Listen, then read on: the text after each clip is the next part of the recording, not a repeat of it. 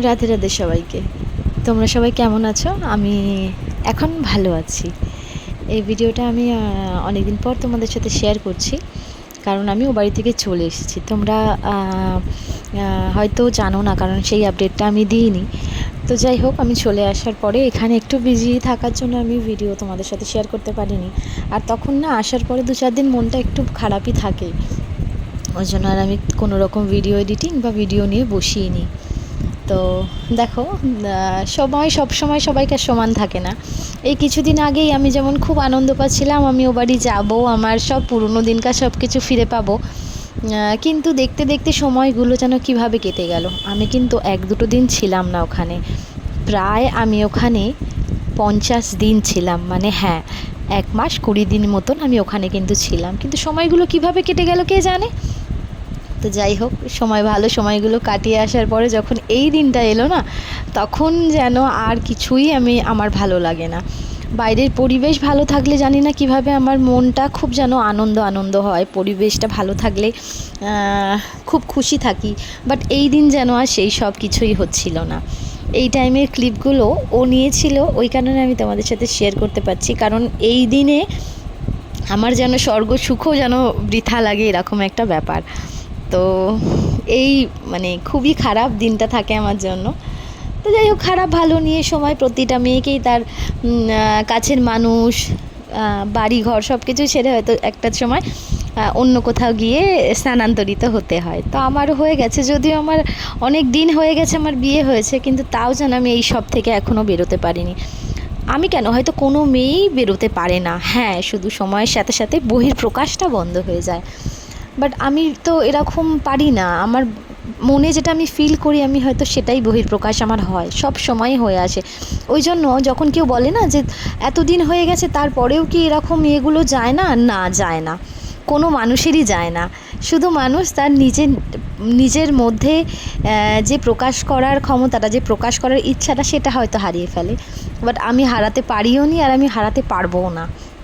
আমি যেটা রিয়েলাইজ করি ইন্টারনালি, আমি সেটাকেই বলে ফেলি। তো এই যে এই সব কিছু দেখতে দেখতে দেখো, যত তাড়াতাড়ি এখানকার ভিডিও ক্লিপগুলো যাচ্ছে, তত তাড়াতাড়ি আমার সময়গুলো যেন হাত থেকে একদম বেরিয়ে যাচ্ছে। সব কিছু যেন একদম হাত থেকে বালির মতন, যত আমি আঁকড়ে ধরার চেষ্টা করছিলাম এই সময়গুলোকে, তত আমি পারছিলাম না। দেখো, এখানকার সন্ধেবেলায়ও আমি এই ক্লিপগুলো নিচ্ছিলাম, কত সুন্দর লাগছে দেখতে। এখন আমি বুঝতে পারছি কত সুন্দর লাগছে, কিন্তু সেই সময়গুলো কিন্তু আমার এই সব কিছুই বৃথা লাগছিল। কারণ আমি আমার বাবা মা, পরিবেশ, সব কিছুর সাথে সাথে ভাবছি হয়তো আরও একজনকার নাম নিলাম না, তার নামটা না নেওয়া বা তার নেওয়া কোনো কিছু তফাৎ নেই, কারণ সে আমার কাছে এমনই একটা কিছু, যাকে ছাড়া আমি কিছুই হয়তো ভাবতে পারি না, যাকে ছাড়া আমার জীবনটাই অপূর্ণ। হ্যাঁ, আমি আমার বোনের কথা বলছি, ওই জন্য আমি তাকে এই সব কিছুর সাথে একসাথে জড়াতে পারলাম না। সে আমার কাছে খুব স্পেশাল, খুব স্পেশাল। হয়তো আমার কাছে